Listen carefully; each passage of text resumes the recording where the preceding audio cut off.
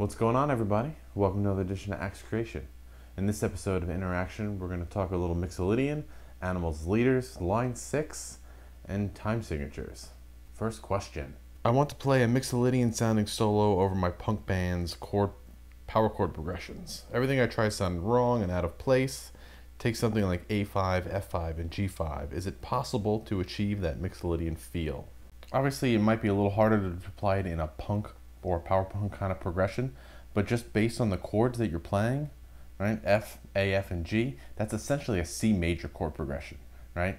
And the F and the G are your 4 or 5 chords. So if you were to break out any type of Mixolydian sound, you'd want it to do it over the G5, okay? But what you could also do, and this applies for creating like a Mixolydian feel in general, is scrap that first chord, focus on the F sharp at the F5 and the G5, but keep G under the bass across the whole thing. So over the F chord, you'd have a slash chord, right?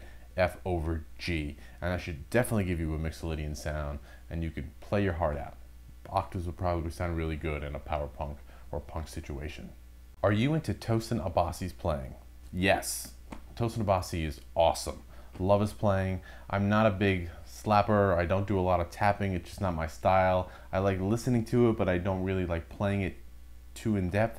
But Tosin's use of harmony and extended chords and obviously meter is just, it's on another level, and I really like it. Line 6 pod patch, please. So I get this question a lot about some of my older videos. You guys know I had the Line 6 Pod Pro, and I use that for a lot of the lessons going on in here. But unfortunately, I never saved any of those patches. I never exported any of those patches, and I no longer have that device, so I no longer have those patches. Sorry. I'm trying, I get that question a lot. And yeah, I don't have it anymore. I don't have them anymore either. I was never big on patches to begin with. It's cool to see how guys set up their signal chain or what they use where and why. But outside of that, I was never one to, I would never download a patch and use it. Or if I did, I would download it and just tweak the shit out of it and really make it my own. Especially when it comes to the Line 6 stuff. You get an amp, get a couple pedals, and I don't know, it's not that complicated. Making it sound good is complicated. Next question. Let's not get in trouble here. This is when I get confused. Is it wrong to say that you applied 5/8 and 6/8? Is there an objective way of figuring out whether I should call it 11/8 rather than 5/8 or 6/8? This is actually an awesome question, and you can definitely say, just so you know, before I even answer this question, this question was posted on a lesson I did, riff writing in 11/8, in a real simple version of 11/8. So yes, you can play 5/8 and 6/8 because that's kind of how the phrasing of the riff breaks down. But I consider it 11/8 because the overall length of the entire riff is 11/8. So I always take the general feel or the phrase, the length of the phrase, and that's what time signature I put it in.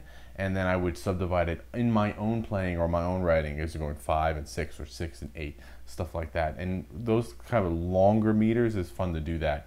But overall, the overarching theme or phrase of the riff is an 11/8. So that's why I call it 11/8. But feel free to break it down and call it what you want. I do that a lot. I did another lesson where it was in 4/4, but the strumming pattern is kind of phrased in 3 and 5.